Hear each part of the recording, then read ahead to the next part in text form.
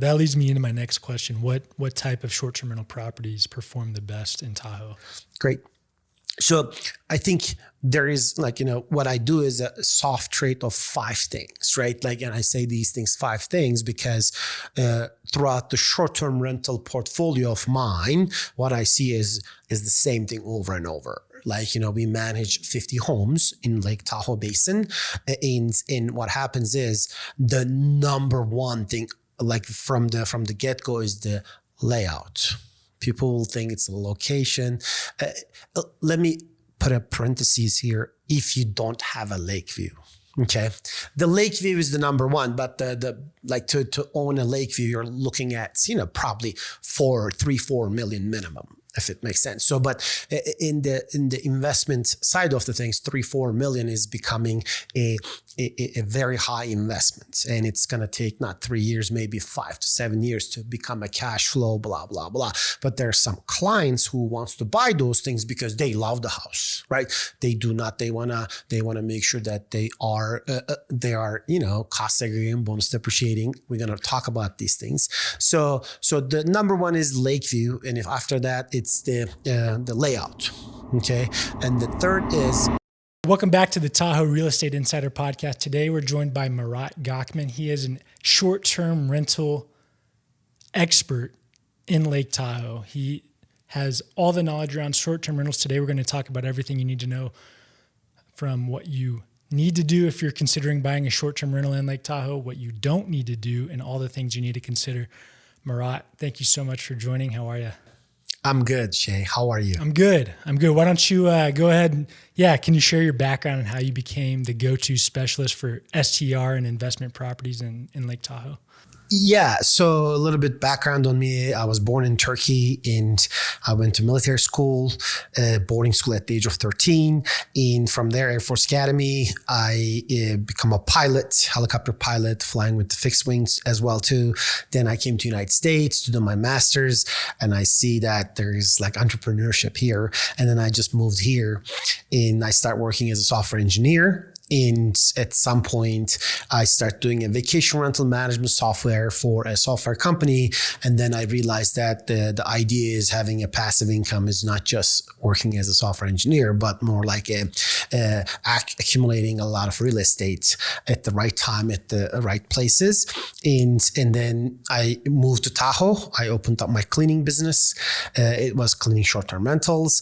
And then the people, word of mouth, found me, and they want me to do a vacation rental management company. I start doing that. And then finally the pieces connected when I pulled my real estate license, so I can be the end-to-end contact for people. That's the background that I have. Well, I know you briefly described all of that, but you're from Turkey originally, moved to the United States, discovered entrepreneurship. This is a little bit off tangent, but what is it like being able to live in the United States and build a business of your own?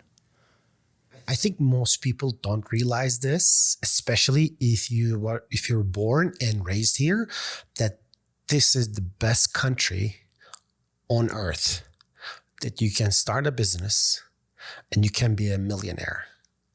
And the money is just to give you a benchmark, but in millionaire is easy if you do the same good quality work.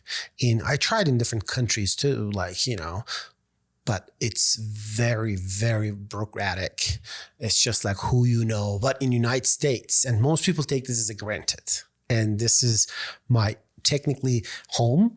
And I say this, of course, every government has their own problems, right? But this is the best country in terms of the entrepreneurship. People give you money if you're willing to put the hard work in. If you add value to them, they'll pay you for it. And the freedoms, I think we often take for granted here in the United States. Correct. Yes. I can talk about this for a long time, but most people complain about the fact that, I said, listen to me, you've never been in a different country, living in a different country.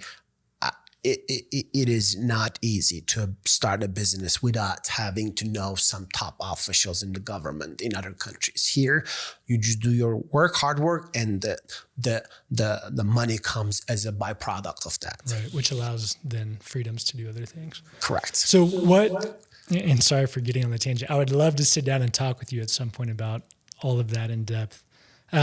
What makes the Lake Tahoe market unique compared to other vacation rental destinations? Sure. So the number one is every time I look at the real estate investment strategy, I look at from the supply and demand, right? And that came to me after I do a lot of deals. I didn't know, what a supply demand means on that spot. But now what I can tell you in terms of Lake Tahoe, for example, in Incline Village, there's only 7,000 buildable lots. There cannot be 10,000. So that supply and demand, if you put that trajectory on the 10-year, it gives you number one, appreciation, right? And the second thing is marketability of Lake Tahoe. It's very important that there is not so much places in United States that has the lake and also winter, which we have like 7 or 11, ski resorts. People compare. Okay, yes, you can go to Colorado, all those mountains, but they don't have a lake. Correct. I always talk about that too. Yeah, you can go to other world-class ski destinations. Tahoe is world-class when it comes to skiing, but the one thing that these other mountain towns don't have, or mountain areas don't have, is a big, beautiful, crystal clear blue lake that you can hang out at during the summer and enjoy your days on the beach.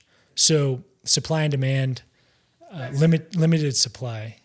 Yes, that's correct. So there's a limited supply in Tahoe. And as long as the lake stays the way it is, there's going to be demand. Hopefully the winters continue to be snowy and allow you to have some good skiing. So let's dive into why Lake Tahoe for short-term rental investments. So why should investors consider Tahoe specifically for short-term rental and vacation investment properties? So a couple things. Tahoe is very close to San Francisco, the Bay Area, right? And that's the number one thing, and being the tech hub of the world. Now I the would AI say. hub. Yes, AI hub of the world is San Francisco. People out of maybe 10 startups that become unicorn, 7 of them came out of literally from San Francisco, if it makes sense. So there's a huge money there. So, and the people who wants to come to Tahoe for that reason, right? So that's number one, the proximity of the big hubs, right? I would say San Francisco is one of them, Bay Area. And then I don't want to go to too much Los Angeles because they have Big Bear, but San Francisco is enough for here to get a world-class ski resort. Do you know what the population of the greater Bay Area is? I believe it's in the 2 millions. But I'm not sure. I don't want to give this. It's multiple million, I know that. Correct. Which is an enormous amount of people within anywhere between a 3-hour to a 5-hour drive from Lake Tahoe. Lake Tahoe. Yeah, right. We're going to find any other place that has the snow and the summer in this proximity, right? You don't. So the number one thing is the proximity to the key places, right? One of them being San Francisco. And the second thing is, as I said before, there is a supply and demand curve here, and the supply is very limited here. You can only build that much. And when of course, when the supply is limited, your entry to the market to buy a home is higher. Correct. Which is normal because we project that the first 3 years, you're not going to make money for a short-term rental. But that's where as a realtor, I become valuable to you. I know exactly which homes become a less bleeding on the first 3 years. That leads me into my next question. What type of short-term rental properties perform the best in Tahoe? Great. So I think there is what I do is a soft trait of 5 things, right? And I say these things, 5 things, because throughout the short-term rental portfolio of mine, what I see is the same thing over and over. We manage 50 homes in Lake Tahoe Basin. And what happens is the number one thing, from the get-go, is the layout. People will think it's a location. Let me put a parenthesis here. If you don't have a lake view. Okay. The lake view is the number one, but to own a lake view, you're looking at, probably 4 million minimum, if it makes sense. So, but in the investment side of the things, 3-4 million is becoming a very high investment, and it's going to take not 3 years, maybe 5 to 7 years to become a cash flow, blah, blah, blah. But there are some clients who wants to buy those things because they love the house, right? They do not, they want to make sure that they are, cost segregating, bonus depreciating. We're going to talk about these things. So the number one is lake view. And if after that, it's the layout. Okay. And the third is there's a sweet spot of maximum occupancy. What is the right occupancy per the county rules? So if you're looking at a 4-bedroom with 8 to 10 people, captures the most of the demand coming from Airbnb or VRBO. And the fourth is the amenities. Amenities, people think that having a hot tub will just crush your numbers, but the actual crush to the upside, right? Upside, that's correct. Like yes, that's gonna make you more money. But when you see the servicing, all that stuff, you say that, oh, it's a wash maybe because it needs servicing, all that stuff, and it breaks, blah, blah, blah. And on the downside of that is if the hot tub is not crystal clear, you will get a bad review. And then when you get a bad review on your Airbnb listing, the Airbnb algorithm or VRB algorithm will pull you down slowly until you don't get bookings. Okay. So the hot tub's high risk, low reward. Correct. If it's implemented good, yes, it's a high reward if you implement it good. Because most people who come here, they tell me, "Oh, I don't look at the hot tub I don't look at the Airbnbs if they don't have a hot tub." Okay. And then you had mentioned layout, location, correct, the size of the home. If it can have between 4 and 8 people that stay there. Not 4 and 8. It's more like a 4-bedroom. Oh, 4-bedroom. 4-bedroom, and then 8+, right? Because 8+ people. 8+ people. Yes, that's correct. Okay, so 4-bedroom and 8+ people. Then fourth is the amenities. Yes, that's correct. And I just want to say these things. This is like a holistic approach. We have a 2-bedroom, 2-bathroom house, and it's making $100,000. Okay. So I want to make sure that the people, I don't want to give the wrong impression. Hey, I have a 2-bedroom. This depends on I think there's a soft trade of how Instagrammable is your place is, right? Like how marketable is it? How marketable. People, when people look at it on Airbnb or VRBO, they want to see themselves. Are you going to be able to see yourself taking a picture of you inside your home? Right. Are your friends going to be jealous about the picture you take? Correct. And I want to make sure that people right now, they're going to say, 4-bedroom, 5-bedroom. It just not, again, this comes down to the circumstances that we're in, like what time you're buying, what's on the market, all that stuff. Correct. Okay. So you've got layout, you've got location, you've got the size, you've got amenities. Is there lake views? Lake views help. Yeah. So even if it's up on the hill, let's say higher elevation. Correct. Something with the lake view. Well, I think that leads back to the marketability of it. Correct. When you're scrolling Airbnb and you see that lake view, you're like, oh, and then you look at the price, you see if it's a good deal. Correct. Now, you just said we have a 2-bedroom, 2-bath that makes $100,000 a year. Did you let people know that you own and manage a short-term rental company originally? Yes. You said that in your intro. Okay. Yes. So yeah, that's one of the ones that you own. Or not that you own, but that you manage, correct? Correct. When I say we have all these, I have 2 sides of the story, right? One is the owning a vacation rental management company. And the second is being a real estate agent, buying those, for the clients and then navigating them through the whole permitting process. And then at some point they can defer to us to maintain it, to manage it, or they can say we want to manage ourselves. Right. And I think that's one of the things that sets you apart. And I know you, but for the people listening, having your own data as to what a short-term rental makes income-wise, what the expense looks like, essentially what the entire P&L looks like, correct, and then the data behind how the layout is, what price it was bought at, et cetera, you're able to guide people with your specific data and not just have to rely on AirDNA or things of that nature. Correct. And I will tell you this, those AirDNA and Rabu, all those platforms doesn't have the real data because What do you of mean the by that?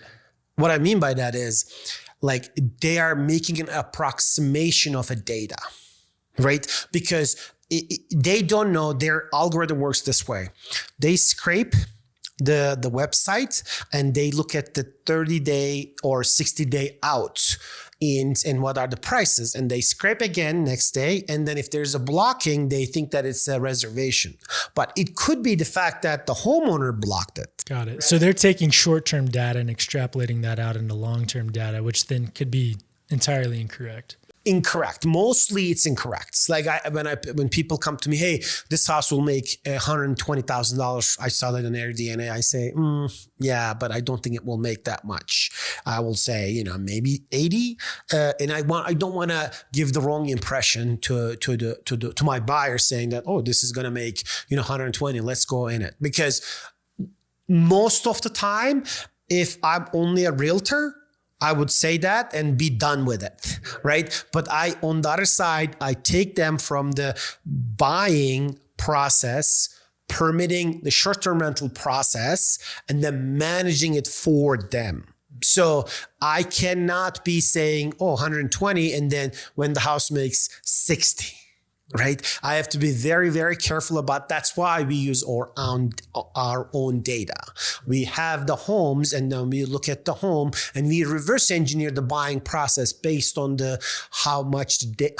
based on the homes that we have. Right? We see a home that they like, and then we see if it's in our portfolio. We look at that home characteristics. If it's the same, not, and if it's not same, then we add and multiply the weights and everything, and then on the front end we give them, okay, based on what we have the data, that your house will the house that you're trying to buy will be able to make this much. Right. Okay.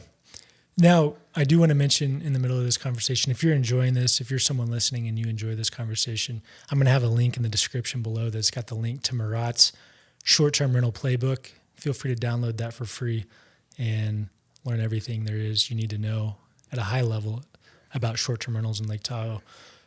Let's get into the market insights and data. So what are the current trends in the Tahoe real estate and vacation rental market? So right now, the market is shifting. It was before in 2017, it was like, you can buy a property and you will be cash flow. Okay. And is that due to rates? Or is Not that due to it low, wasn't due to rates. also low prices? Correct. It was a low price. As you know, 2020, after COVID, everything doubled, right? So in that time of the market in 2017, 2016, if you bought a home, you will be right off the gate cash flow positive. Right now, you will not be able to cash flow positive with 25% down in any home in Tahoe, unless the home comes with already established VRBO and Airbnb listings, and you can transfer those to yourself. Right.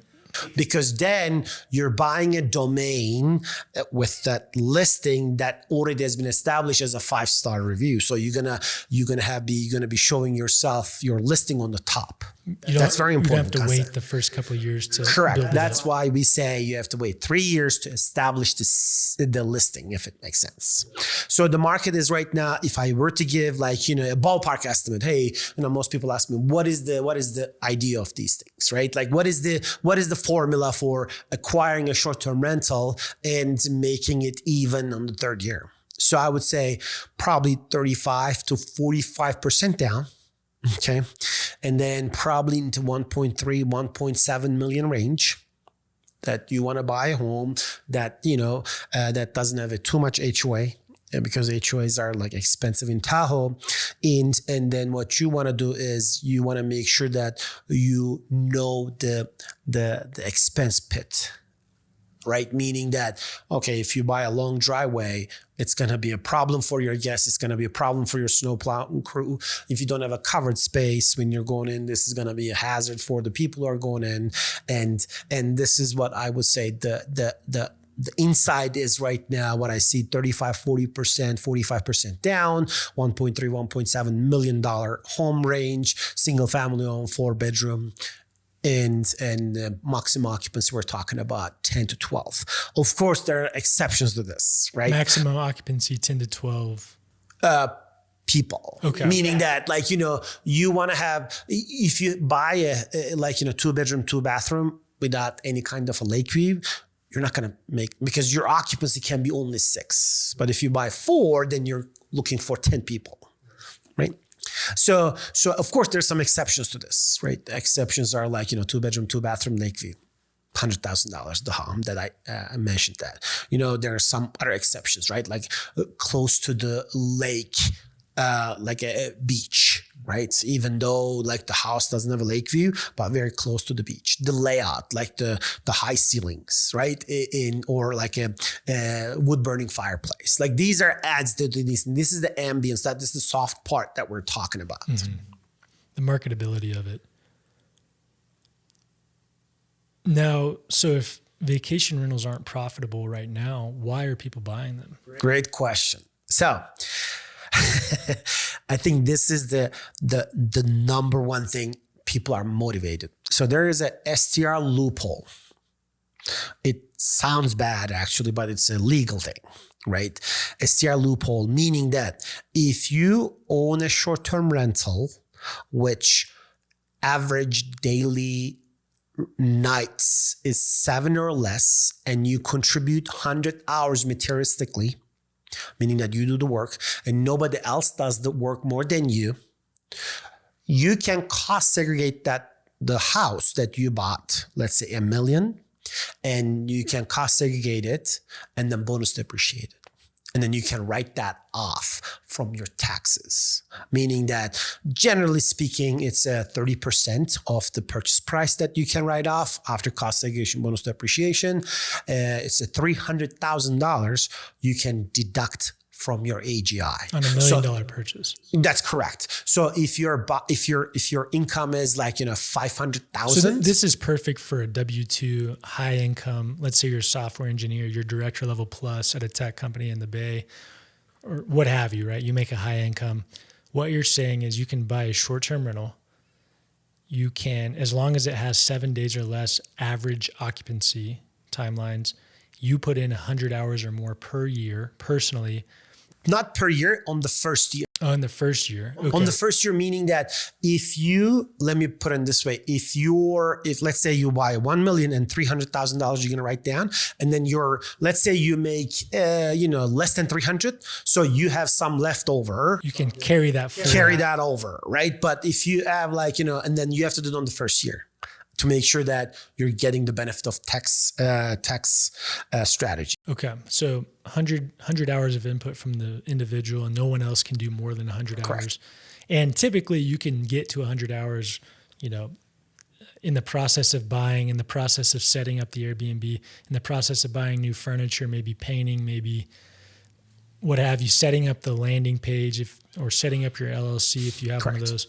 And then what you were mentioning is a cost segregation study. So this is a specific study you can get done by a cost segregation specialist, in which they come to your house and they individually itemize the items in your house and give them a value, and anything that's has a short-term life to it can be immediately depreciated. And again, we're not CPAs. Correct.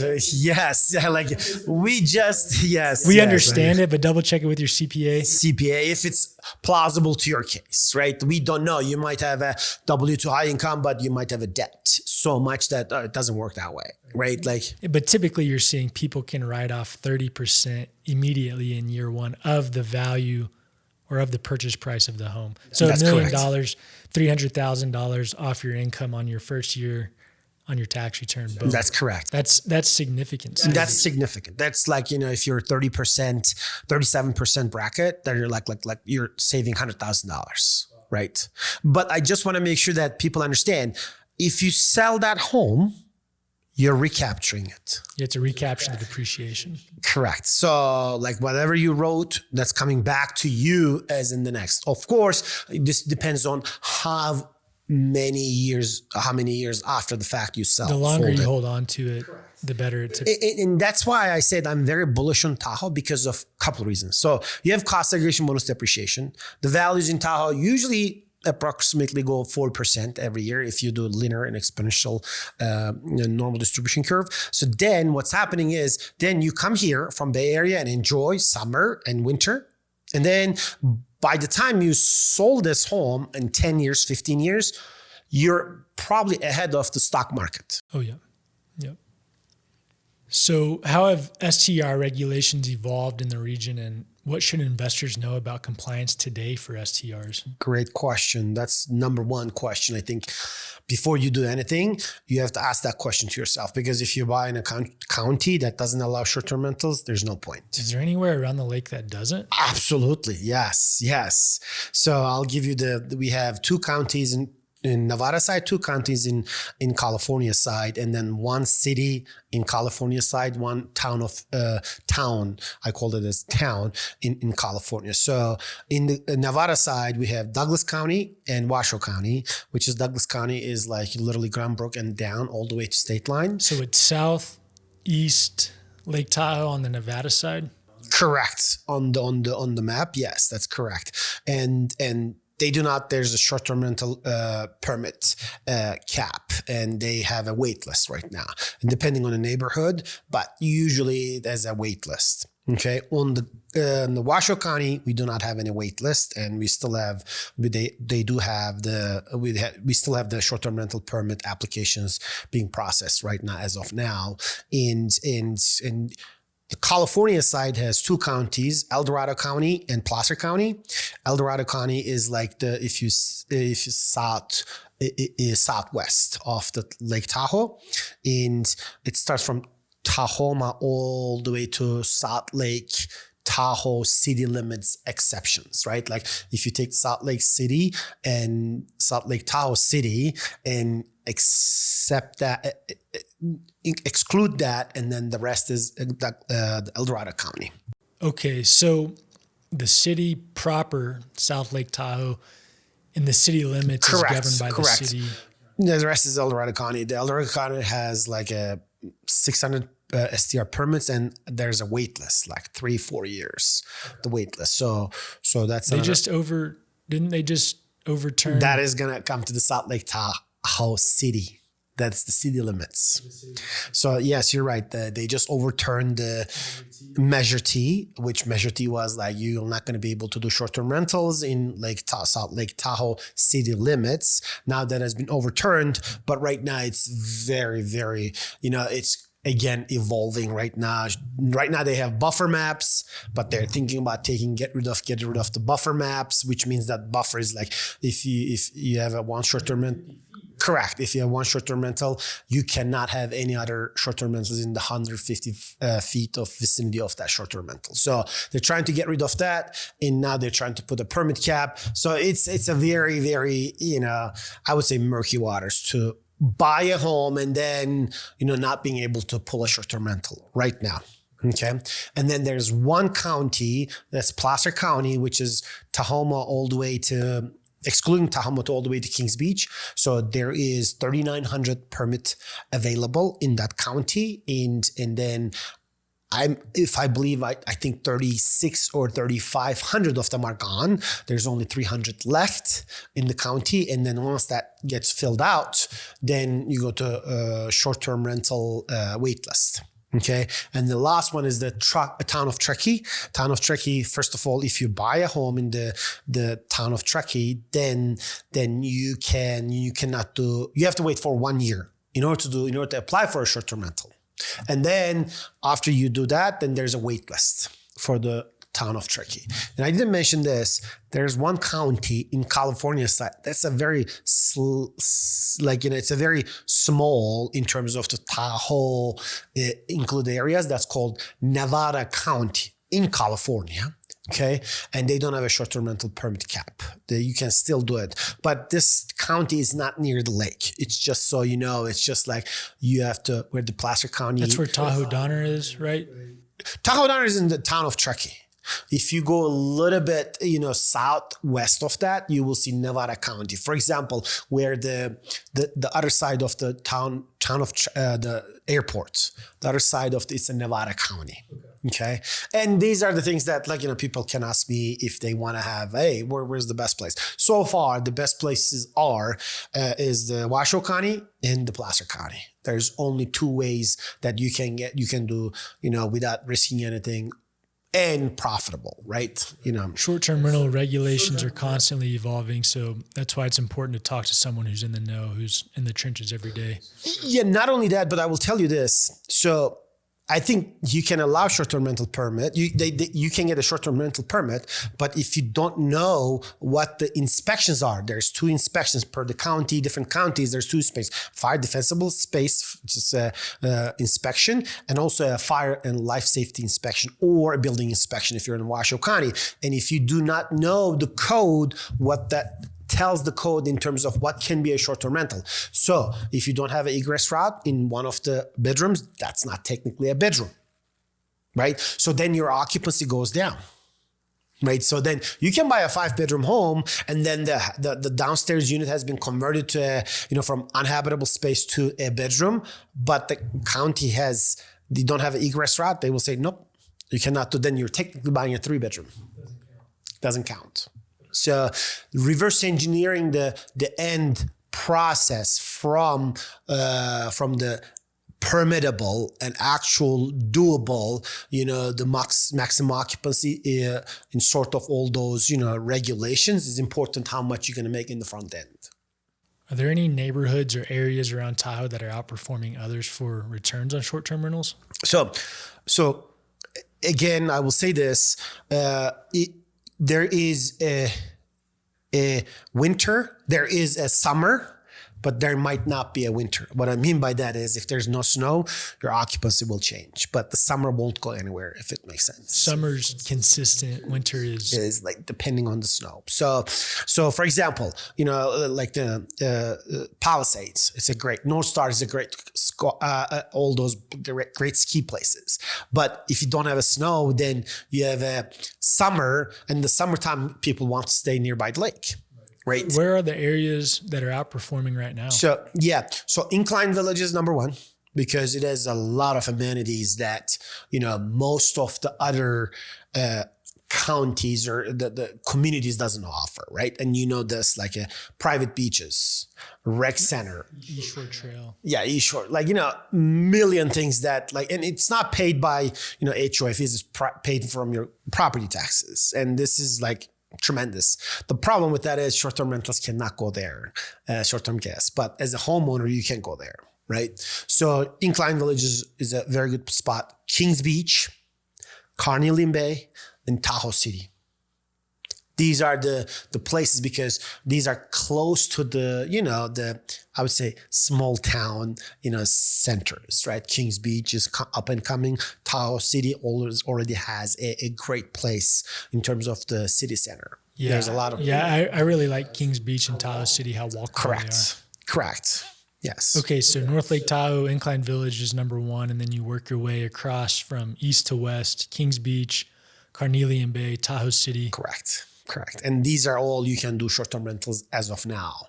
You can pull a permit. As of now, November 2025. Let's talk a little bit about tax and financial benefits. We touched on it earlier with cost segregation studies. 30% of the value in depreciation on your tax return in year 1. Lake Tahoe is popular for short-term rentals with tax benefits.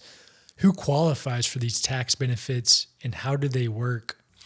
So in practice, it's something along the lines of, because most of the people who are doing this is a W-2, they don't have too much time.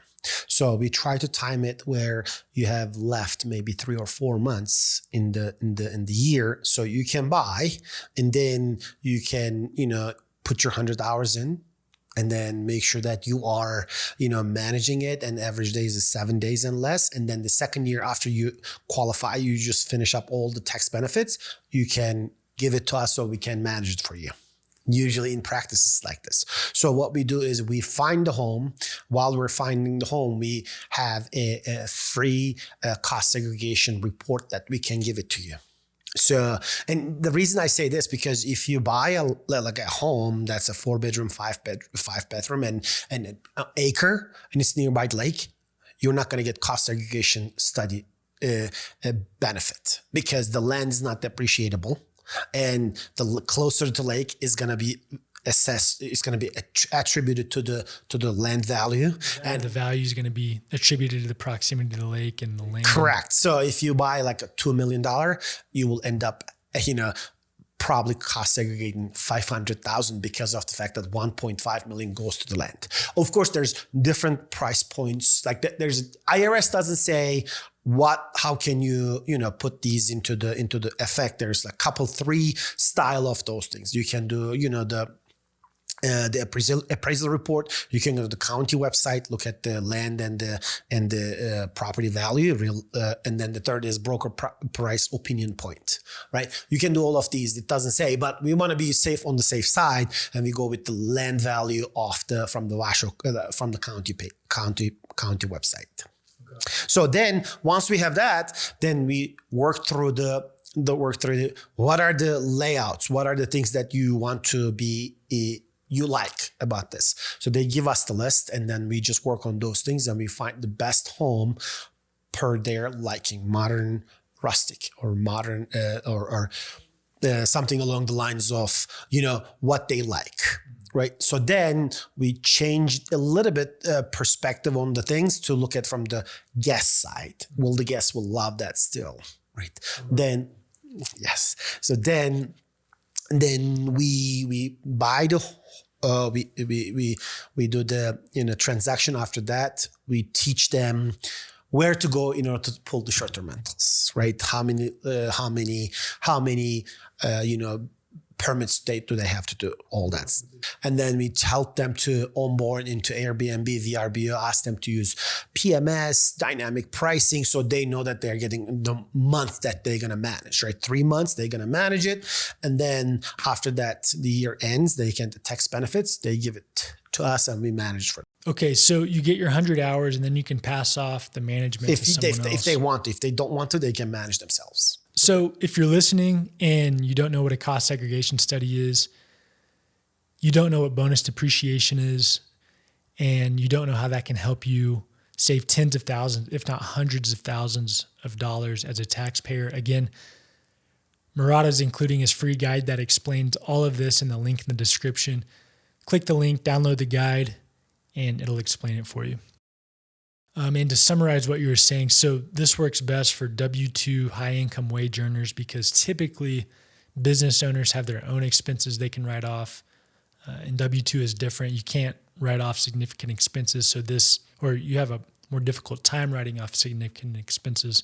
So this helps become a large expense item on their tax return that they can benefit from. Correct. And IRS sees this as even though it looks like a passive income, they see an active income. Once you get the 100 hours. Correct. Because you're saying that it's 7 days less and blah, blah, blah. IRS is active income. So you can offset your active income with active losses. Right. So this is an active loss in their eyes. So, but you cannot offset your active income with the passive losses. And again, we're not CPAs. This is what we know. Speaking of CPAs, what are the biggest financial mistakes you see short-term rental investors make, and how can they avoid them? Yes. Number one, they do not realize that they're going into a hospitality business. So they think that, I'm going to put in a stock market and it's going to, well, it's not like that. The number one they think is it's not passive. It's not passive. Like they have to admit the reality that you're going to get a call Friday at 9 p.m. if something is wrong from a guest. Okay. If they don't, and that's the number one thing. And then what happens is they try to do it themselves and they do not know this specific thing. Their ratings go down. And then what happens is they do not make enough money and they sell the home. Okay. So in short, you're not great at hospitality, or you don't know what you're getting into in regard to hospitality, and therefore it becomes a bad experience for the guest. They rate you poorly, and the next thing you know, your home is now lower on the algorithm and not making any money. You're forced to sell. Not forced to sell, but forced to sell. But you want to sell at that point, maybe. Yeah, I mean, because you cannot even the carrying cost. The carrying cost becomes a drag at this point, right? Not only you're not making money. That's fine. Like, you're not even breaking even, you're bleeding cash, but you don't even forget about the mortgage. You're not even, the carrying cost becomes a drag. It's a bad business, right? And that's the number one thing. Number two is what we see in the field is they go and buy the homes that are not marketable. Meaning, and there's nothing wrong with this. It's just like Tahoe market is already competitive. And if you don't have a lake view, the only way you can, make a difference is the layout. And if you look at, there's like in the same complex, there's 10 different STRs and they're the same layout, same thing. And then the layout is not great. There's shallow, like there's no good high ceilings. And that comes from the not knowing what the guests want, because on the front end, on the vacation rental management company, as the owner, I know exactly what the guests are looking for, right? And that's what I steer my customers to, a place where, listen, I know your budget is this, but if your budget is this, let's not buy here because it's not going to work for you. Buy somewhere else. That's going to be, or a little bit more money, then you can buy a better house. So what are the main criteria you look for when advising clients on a profitable short-term rental investment? Yeah. So the profitability depends on a couple things, right? The number one is, the location, the layout, and the maximum occupancy. So aside from that, it's not just that, because that's one piece of the puzzle. The second piece is how easy to maintain the home. Right. That's the good chunk of the things, because you want to have all the time 5-star reviews. And in order to have that, it has to come to how maintainable the home is, meaning is the alleyway needs a lot of, snow plowing. Right? Is it going to be hand shoveling? Is it going to be ice? All those things. So it's an amalgamation of, 4 or 5 factors that we look at it. It's like the location, layout, the number of the beds, and alongside with the maintainability. But I think it's more like a heuristic approach backed by data, meaning that we look at the homes in our portfolio and find the resemblance on the other homes that on the market. So we go that way when we are looking for the profitability, if it makes sense. Okay. That does make sense. So can you walk us through a real example of a successful short-term rental investment you've helped with that you helped a client? And tell us a little bit about why it didn't maybe seem to them that it would be successful, but Correct. You found that it was through your Correct. Your approach. So we bought for the clients a home in Kings Beach. And then the Kings Beach home was very close to the beach, right? The Kings Beach. But you know how the grid is in Kings Beach, right? It can look rough, but we know that home will generate cash flow positive, because we have literally another home, like literally 500 square meters, 500 square, just right off that home. So we know that this home will make a good money. So we modeled that thing. So we looked at the clients. At first, they looked at other places, and I said, listen, if you listen to me, this home will generate money. And they were purely investing. So the reason I say this is, if this is going to be your second home, I wouldn't suggest going with that home, right? But we know that this home was going to make a good money because of the data that we have, right? So that's why we bought the home for $1.2 million. They They put down probably 35%. Right now, that's in their second year. First year, they bleed cash. They bleed cash for like $10,000, if I remember right. And then now they're in second year, they're cash flow positive, and then not cash flow. I'm sorry, they're break even point. Okay, and then now the next third year we will be having a cash flow positive. As I said before, this is more like a long-term game. Short-term rentals is a long-term game, because you cannot make quick money immediately, because you're in a hospitality business. You're looking to put a lot of sweat equity in it to make more money at the exit, if you want to exit. If you don't want to exit, you will have a home in Tahoe that you will stay all the time. I like that. Short-term rental, long-term game. Yes. So let's say you are looking to buy a short-term rental and play the long-term game, but you're out of state. How do you help out-of-state investors with acquisition, setup, and management of these short-term rentals?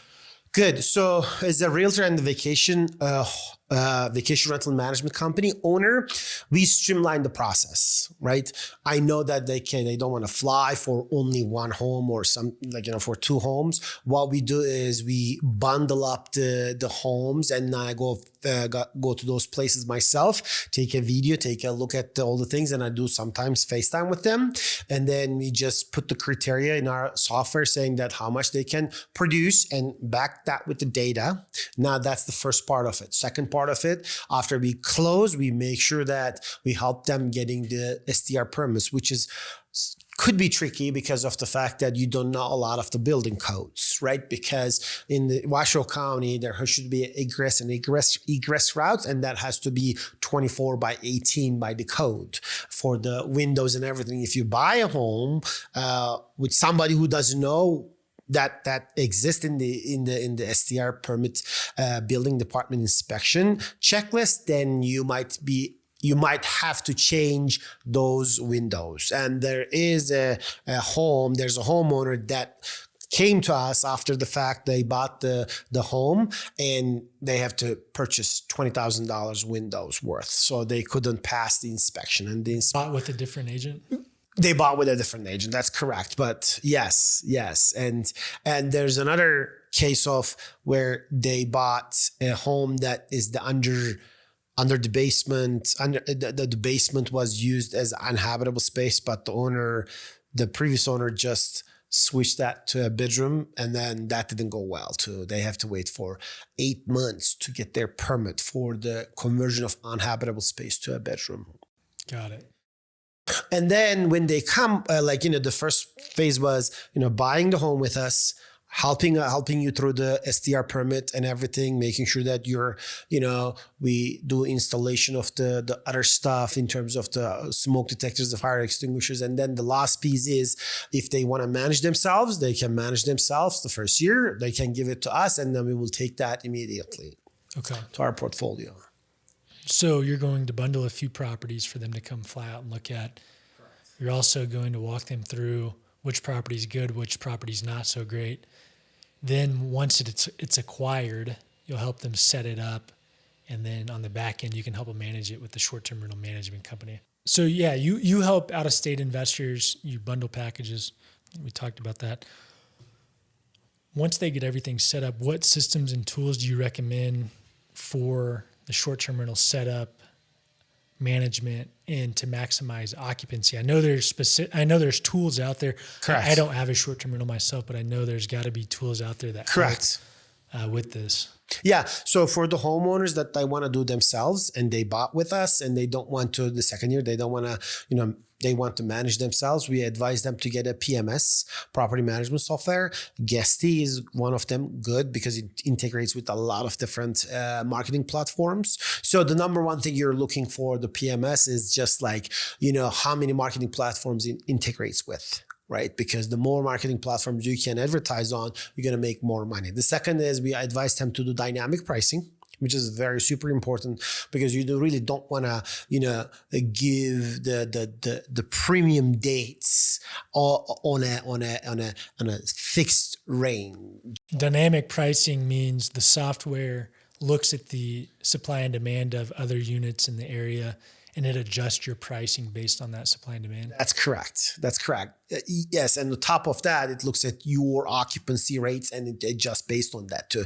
Not only the market, but also it looks at your occupancy rates and it adjusts based on that. And then the third is we connect them with the good cleaners and the snow plowing company and all that. We want to make sure that they're streamlined in the process. So on going back to the dynamic pricing, can you adjust the software to either optimize for occupancy or optimize for highest price? Absolutely. Okay. So these are there's a lot of strategies about this dynamic pricing, occupancy based, okay, the most profitable based, right? Like, that you can get $1,000 in Christmas time here. If you try to book that, and if you tell, you can wait until the December 16th and you still get $1,000 at night. But the most people are very much scared the fact that they're not gonna book it, so they leave it. So that's the difference between a professional who are doing like us, dynamic pricing, versus a person who does this on the part-time, or they don't know because they don't have anything to compare with. They don't have a benchmark. So most of the non-property managers or non-property managers, they got booked 9 months ahead before. That doesn't make any sense. If you're booked 9 months ahead, your prices are very, very low. You're underpriced.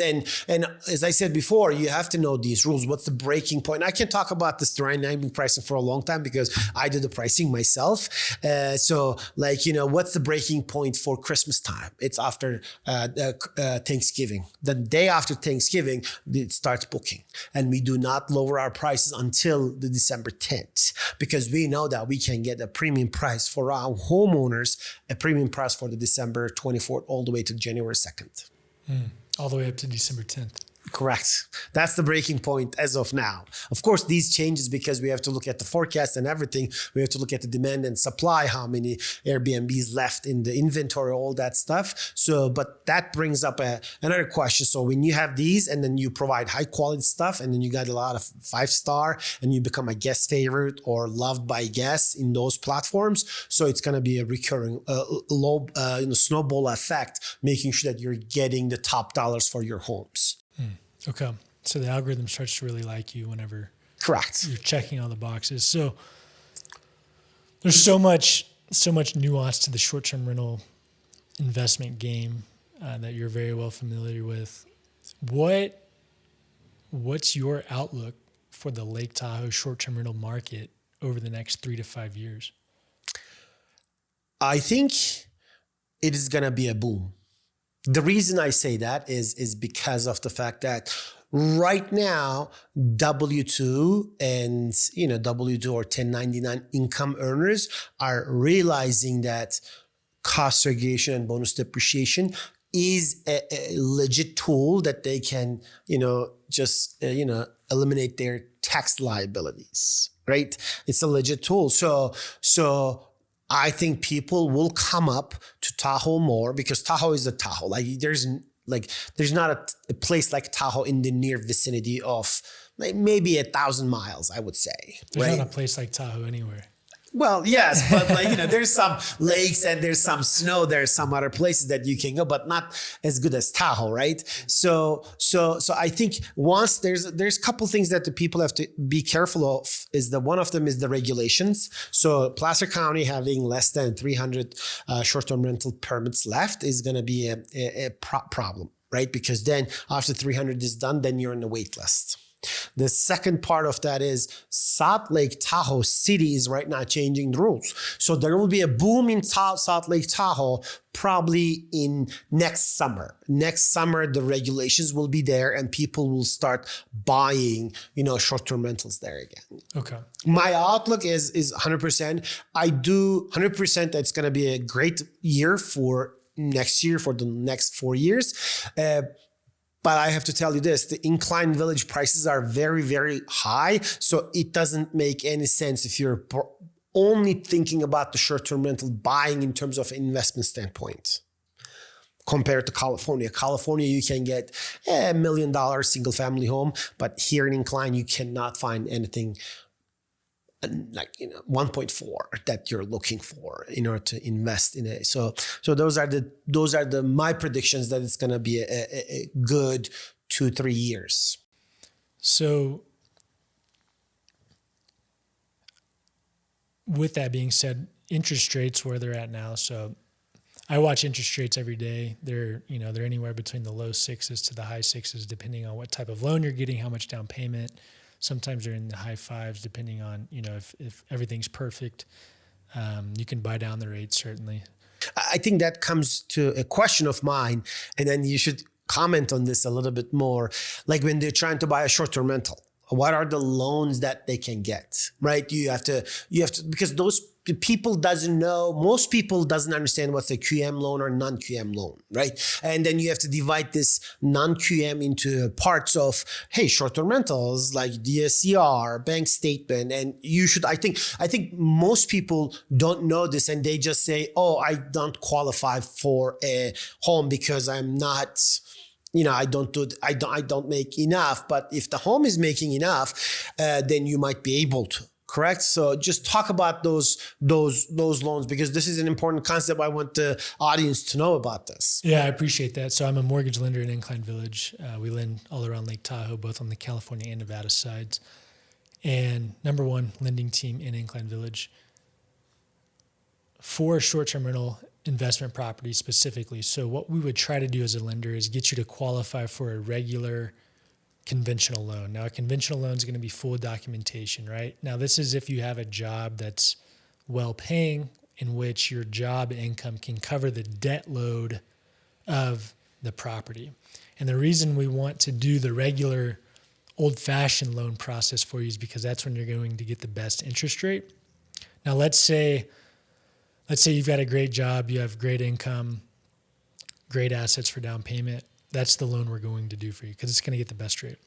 If, let's say, you don't have a very high-paying job or maybe no job at all, maybe you're in between jobs, right? Maybe you're a software engineer, you made quite a bit of money, you took off for a year to go travel, but you want to buy a short-term rental property. There's still options for you. Now, that's where the short-term rental DSCR loan comes into play. Now, DSCR stands for Debt Service Coverage Ratio. In short, you're using the property to qualify. So they take the rental income from the property and they divide that by the expenses of the property. That's principal, interest, taxes, insurance, and any HOA dues if there are HOA dues. And it comes up with a ratio. And if that ratio is above 1 or below 1, it affects your pricing. Long story short, ultimately what you need for an investment property DSCR loan, whether it's short-term rental or long-term rental, is you need a down payment. You need typically, if you can get to 25% down, so on a $1 million purchase, you would want $250,000 down. Typically, you want to be at 25% down. At minimum, you want to be at 20% down. So let me ask you a question. You said DSCR loan, short-term rental or long-term rental, right? So you're saying that there could be a way just to qualify a loan with the short-term rental income. Correct. Where do they get these income if the house was not on Airbnb before? How do you get this income? Where do you get this? It can be from large data aggregators such as AirDNA. Perfect. It could be from a company like yours who has data. So there's multiple options. Okay, great. And the appraiser takes care of that whole side of it. They come up with the income calculation from the property using this data. They're used to doing this. They do it all the time. So they're experts.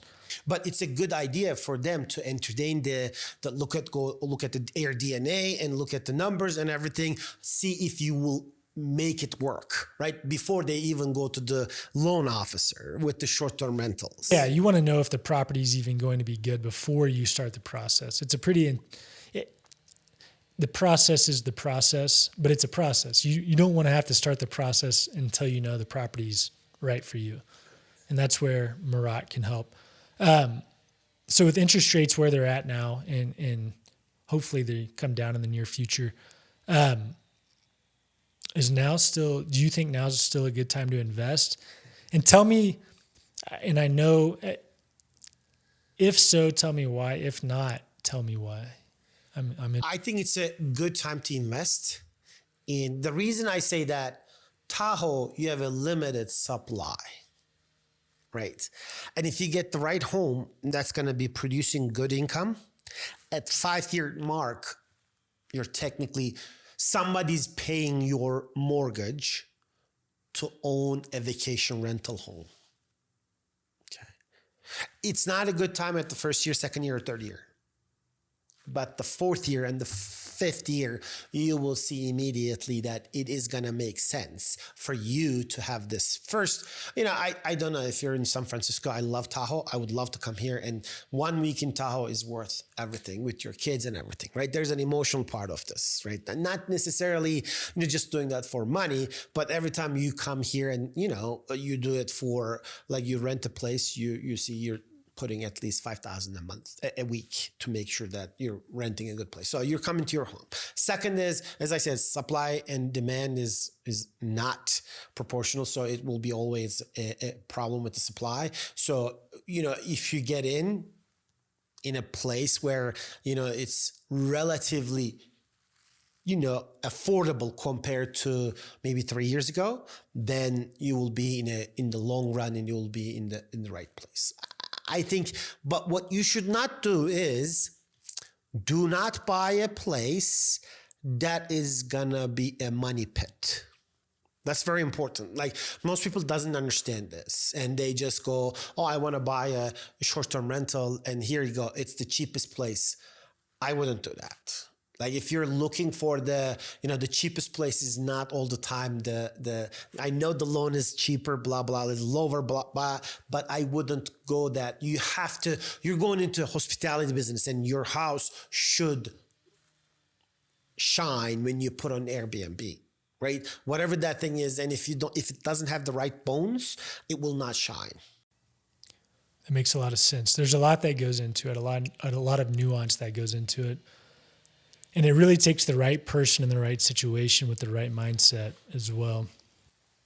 I know off camera we were talking about, there's a specific person that it's not right for them to buy a short-term rental in Lake Tahoe.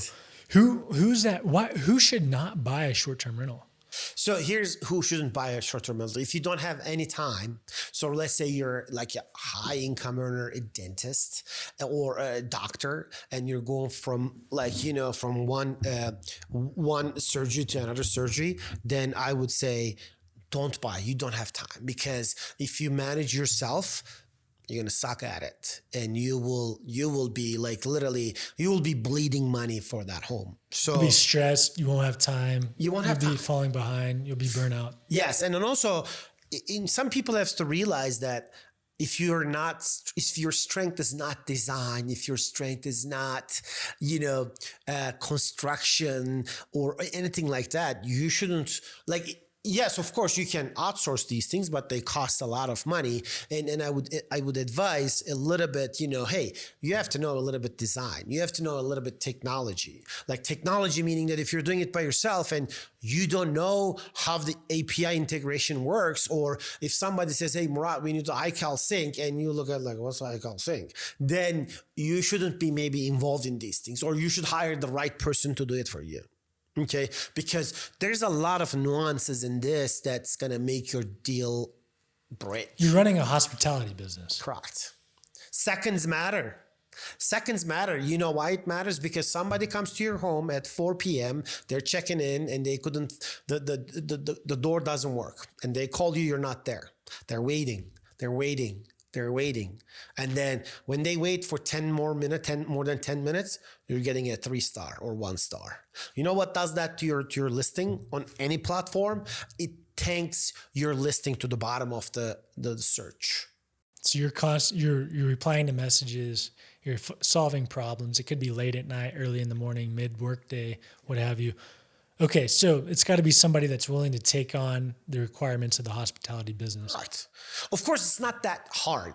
I don't want people to say, whoa. If you put the right processes in place, it's not that hard. But if you're thinking that it's like a passive investing, that's not like that. Like, okay, I'll put it in and I'll look at the stocks once a day. No, it's not like that. Right. That's a good point. I do think there's a large misconception that it is highly passive. And It's not. Well, it's not passive. That's good. People need to know that. They need to know what they're getting into. So who is a short-term rental investment good for? Who's the right person for? So I'll give you a couple of examples. So a couple, the husband works at Facebook Meta, and the wife is a housewife, and they have one kid. Perfect for them. The wife, they're filing jointly, right? And the wife can take care of everything. Beautiful for them, right? Or they're two part-time people. They're part-time, so one of them cover each other, right? So that's good for them. Or who's good for 1099? Like you own your own business and you have some availability, or you can just close everything and come up. So mostly the high-income earners with availability on the wife or maybe the kids. We have some some older parents who has younger kids, and the younger kids are amazing these times. They do TikTok videos. They just generate more income than your Airbnb. So yeah, Murat, I've appreciated all this conversation so much. Thank you. If someone wants to explore short-term rental opportunities in Lake Tahoe, what's the first step they need to take? I think the first step is call me, of course. I would not say, call somebody else. But yeah, joke aside, they should qualify first. What that means, qualify for a loan, find a loan officer. And it has to be, why I say a local lender, because there are a lot of things that can go wrong if you're looking for, if you're coming here and then they put you on a QM loan, and then if it doesn't work, most of the time big banks doesn't do any kind of DSCR loans, right? If you are better than anybody, if you go with Chase or Wells Fargo, they will only do second home. And if something were to happen with the second home and you cannot get it, then non-QM, they're off the charts. Then that affects the whole timing of the purchase process, right? The first thing, they should qualify, they should get at least pre-approval to make sure that we're in the, and then they should look at their budget. So then what we do with our customers is most likely we put them into our database and we send them hand-selected, homes when they hit the market, or sometimes pocket listings. We have, from our portfolio, we'll sell homes too. So therefore, if a good home comes, they go to first investors, depending on what their budget and range is. Okay. So talk to you first, and then you'll likely say, hey, have you been pre-qualified or pre-approved? Correct. Go talk to a loan officer, get pre-approved. Talk to Shay. Go talk to me. We can help you. We've got DSCR loans. We've got regular loans. We are very flexible. And one of the things that we do really well that I think goes unnoticed a lot of times is if you're buying a condo, which typically, especially in Incline Village, that's going to be your $1 million or less price point.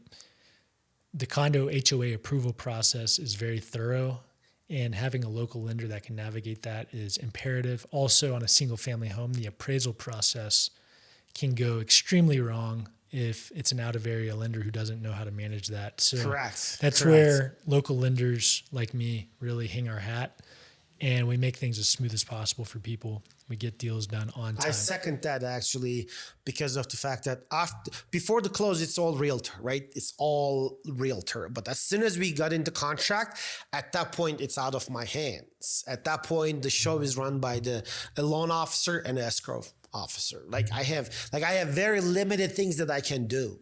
Correct. Again, thank you so much. Where can people find you and learn more about Tahoe short-term rental investment opportunities? Yeah. So our website is realestatetahoe.com. and they will be able to find us there. And then we will drop a link on the bottom of this, Spotify or Apple and YouTube. Yeah. Apple and YouTube. There will be a STR playbook that they can download, and they will have the full STR playbook, all the things that we talked about, right? Like, the cost segregation, bonus depreciation, rental projections, all that stuff. They can find it there. So realestatetahoe.com, Murat Gocmen. What's your phone number? Can people reach you? 916-667-1444. 916-667-1444.